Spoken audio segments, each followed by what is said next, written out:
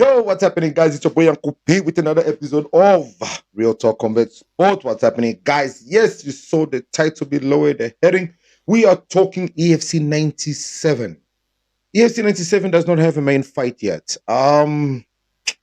Let's see, when is the event? The event is on the 8th of September, August, September 8th. Okay. I'm gonna assume that they do have, they just haven't announced it yet. So, who is in the fight card, guys? I'm not gonna discuss the whole fight card. Maybe I will, but let's see. Okay, so we've got Motela versus Mulambo. So I know Mulambo very well. He was the teammate of mine, amateur fighter. I've seen all his amateur fights. Okay, this is the issue with Mulambo. He gets too excited. You know, Mulambo has that Congolese syndrome of wanting to be a star before being a star. You know, and he said Kanyamba had it, where he was going through such a losing streak, but he acted like he was a celebrity. And then he realized that, damn, I need to start winning in order for me to actually be a star. And when he started winning, he became the star that he is today, man. And these kids, unfortunately, don't understand it. Understand it's only his second fight, but he needs to understand. And also, he's very rough. He's not composed. He needs to relax. He needs to be more composed. And I think he can do very well, man, because the kid is a good stand up. He's got good ground and he's very, very, very strong. I don't know who he's training with right now. But yeah, man. So he is facing my king, Moitella. Moitella is 1-0. I think this is gonna be a pretty good fight. I think it's gonna be a good fight. Um, you know what? I think Christian might just take this. I think Christian might just take this fight probably by decision. Yeah, it's gonna be a really good one. All right, guys. So Machava versus Ngi Tinumkondo. Guys, I've never been able to pronounce Martin's surname, but I know his first name because Martin fought for me also as an amateur athlete. Guys, the one guy that shocks me is Machava. Machava's record is very shocking. I really thought as a pro fighter he would have had a better record, but he has faced some very tough talent. In the EFC, some very very hectic fights. He's had some wars up in there. So Mean Machine is facing Martin. So Martin is 1-1 in the EFC. So Martin is a kickboxer, very good stand up. Machava also is really, really good ground stand up, but he has ground because he's training with JP Tinkerbells. So he has ground. I think if Mean Machine chooses to take this fight on the ground, he wins this fight. But he needs to take this fight on the ground. If he keeps the fight stand up like he did with Azi, where he got knocked out, it might just happen again because Martin is really, really good on the stand up, but he also has a very good takedown defense. So this is going to be quite interesting to see. Who do I think takes this fight? You know what? I see this fight ending with a ground and pound. So I'm going to give this fight to Mean Machine. If you're a betting person, bet on Mean Machine. I don't know what the betting odds are, but I think Machava might just take this. Sanchez versus Cassandra. Okay, so Cassandra with a record of 4-6, Sanchez with a record of 3-2. Now, one thing that I know for sure, I'm gonna confirm this. I'm gonna go into Chance's profile and I'm gonna confirm this. Chances wins. How many submissions does he have? Okay, so decision, ground and pound. So he lost by decision, won by this split decision, and won by ground and pound. Who did he beat? Christian Bobompia. Oh, okay. Second round. Okay. Now, guys, he's fighting Serge Cassandra. Serge Cassandra is one of those fighters. He's a fighter. Okay. He's a brawler. If Chances takes this fight to the ground, he might win it. Cassandra is very strong in the first round, maybe the second round, and tires as the round goes through. So, this is a tricky one. It's a tricky one. I think Chance takes this if he grapples. If I was the betting person, I would put my money on Sanchez. I'll put my money on Sanchez. Cassandra just has way too many holes in his game for anybody to risk any money on him. Okay, the next fight I want to talk about, guys. I'm gonna skip. I'll probably skip two fights. I'm gonna check it out, and when I do a recap on this, I'm gonna talk about those fights. Sunday versus Kabanda. Ooh, Kabanda has been the ESC forever. 4-5 fighting Gelo Sunday. This is too Congolese. I don't like this. I don't like this. This is a legend in the sport. Kabanda and Sundi's the new kid in the block. Average fighter, he got matched up well. I mean, if you look at when he fought Peace, in the amateurs, beat Peace the first time around, then loses the second time around. He's a brawler. And in these fights, it's gonna be a matter of ego. It's two Congolese fighters. It's gonna be a matter of ego. It's going to be power. They're gonna be hitting hard. So for Kabanda to win this, he needs to be much more smarter, much more calmer. Use the experience that he has in there. But I think Gelo is gonna just be physically too strong. I don't know how good Kabanda's judo is going to be. These guys are actually quite old, despite the fact of what they claim. So I think Yellowstone is just going to be extremely much stronger physically, hungrier, and I think he might just take this fight. How he wins it, I'm not too sure, but I think Yellowstone takes this fight. Guys, when I saw this fight, I was like, wait, hold on, what? This fight doesn't make any sense. Peace 2-1. I think his record isn't his record become 2-2. I'm not sure. Okay, 2-1. Versus Van Staden J. 0-0. Peace just came from fighting for the number one contender against yeah, JP, not JP Van Staden also. Sorry, man. HP Van Staden. So human Van Staden seems to be a thing now. He's fighting a 37-year-old Johan Van Staden. Wait, is that Johan Van Staden? No, it can't be the Johan Van Staden I'm thinking. Johan Van Staden I was thinking was Martin Van Staden's brother. So he's fighting Johan Van Staden 0-0, according to what I'm seeing here.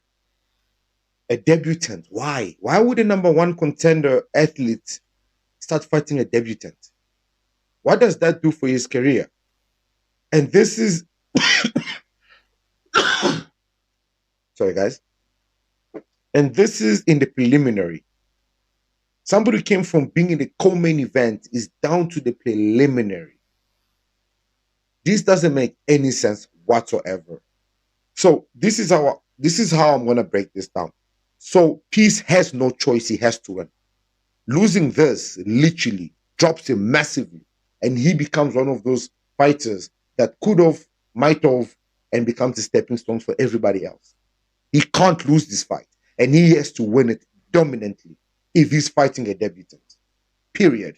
So, with that said, if Peace leaves all the bullcrap out of the fight and focuses and watches my podcast and listens that in order to be Conor McGregor, you need to be double champ in the UFC. That means step one, become EFC champion. The only way you become EFC champion is by winning fights, not by becoming a big star. Ashley Carvett is a massive star in the EFC that never won a single fight until he retired and came back. Don't be a Ashley Calvert. Oh gosh, I'm gonna get beaten for this one. I think Peace takes this fight. He has to take this fight. Barros versus Noble. Guys, I'm not gonna go far with this one here. Barros is going to take this Angola all the way. This is Barros has got good stand-up, good ground, he's got amazing kickboxing, he's a very controlled fighter. He can end the fight with a knockout submission, anything. But he definitely takes this. Van Veek, Danny Van Veek versus Ngom. So, guys, I was watching Ngom's fight. Oh my goodness! So she is 2-1 as a pro. So I watched the two fights that she has won. The first one, she looked a bit. She's got that Muay Thai stance, and she comes forward a lot.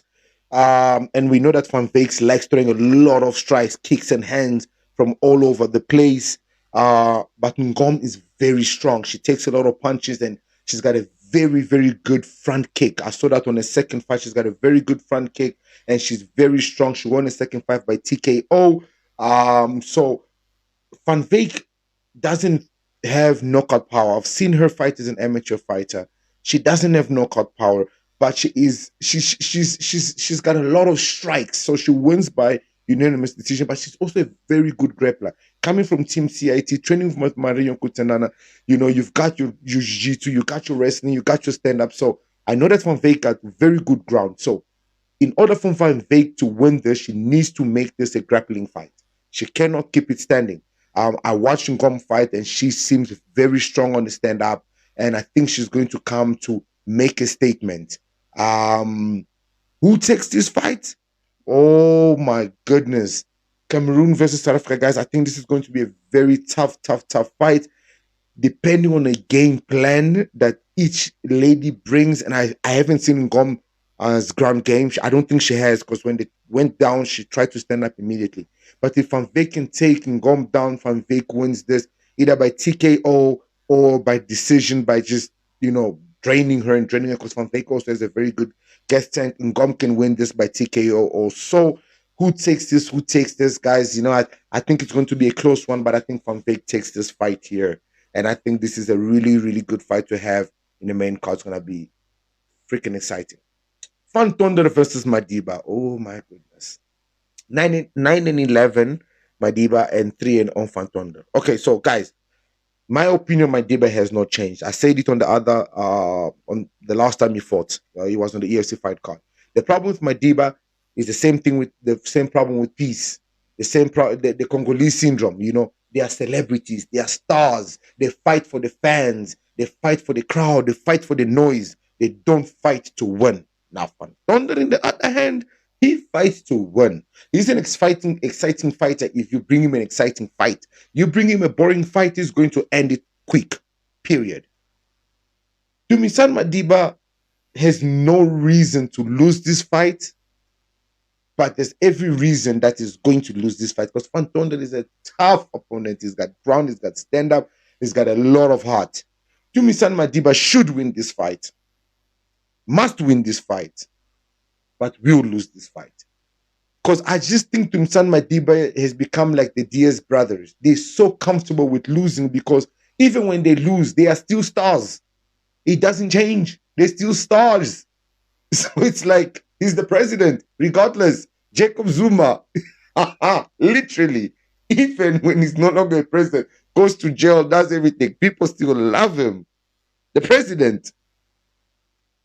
I don't know what to tell you. That's literally it. So I think Van Thunder takes this fight. It's gonna be a really, really good fight. It's possible. It could possibly be a fight of the night. But yeah, man, it could also end early. Pretorius versus Fresh. I'm gonna jump that one, and we're gonna talk about that. Now, I'm joking.